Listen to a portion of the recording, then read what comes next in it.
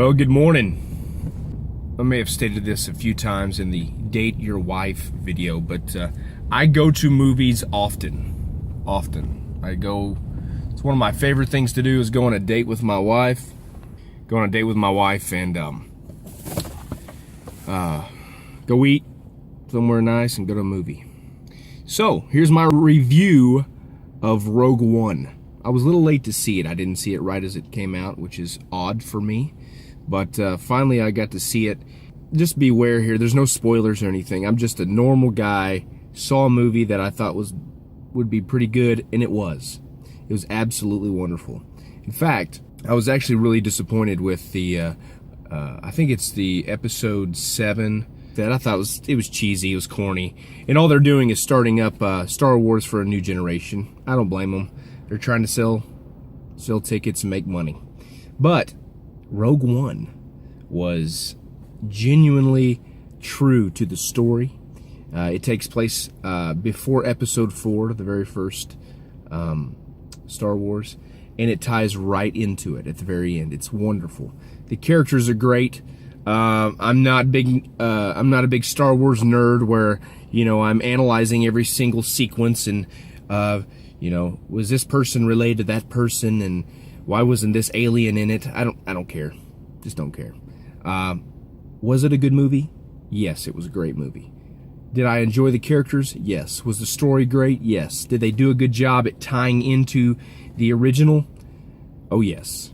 I really enjoyed it, and I would recommend you go see it. In fact, one thing that I look for when I go see movies, because I'm a pretty protective daddy, I don't just let my kids see movies at the theater. I have to watch it the first time if I think it's acceptable and I can minimize the negative content, then I'll take them. This movie was almost perfect. And so therefore, I took all my children. That was expensive. But I took them all because they love Star Wars as well. And it was great. It's family friendly. If you don't mind a little fanciful fighting, if that's the word, lightsaber action, it's pretty good. So one of the negative aspects about it was that I didn't see enough Darth Vader. I mean, think about it. When you see a Star Wars movie, why are you there? You're there for Darth Vader. You're there to see him be bad to the bone. You know what I mean? And he had like maybe 4 to 6 minutes of screen time. It was okay, I would have loved to see more of him though. That was the only downside to it. Other than that, that's my own personal want. I will say this, I didn't believe for a minute that the Vader that was in Rogue One was anywhere even close to the Vader in Episode 4 and so on. And so I didn't find him to be a few things. First of all, he walked too fast. Second of all, he was too short. Third was, there's that little area under his mask that was like untucked. It was as if somebody just threw a helmet on and decided to act like Darth Vader, and they dubbed James Earl Jones over it. I didn't find Vader to be vintage enough. But at the same time, it was still good to see them bring that character back and to show that he reigns supreme on the evil spectrum. And it was good. So once again, those are things that I would tweak. But as a whole, the movie was great. I would recommend it. Much better than Episode 7. All day, any day.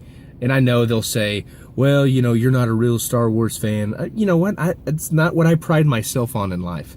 Sorry, I don't pride myself on being true to the Star Wars ideology. No, I really enjoyed Episode 4.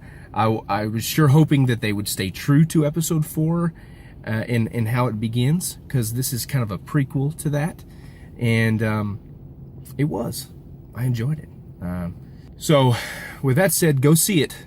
I tell you what, if I had to rate it, I would give it 4 out of 5 1911s. Let's put it that way. 4 out of 5. It was that good. And so good I saw it twice and took all my kids. That's 7 kids, y'all. Plus me and my wife. that's a lot of money. It was worth it. All right, there you go. Go see it, Rogue One.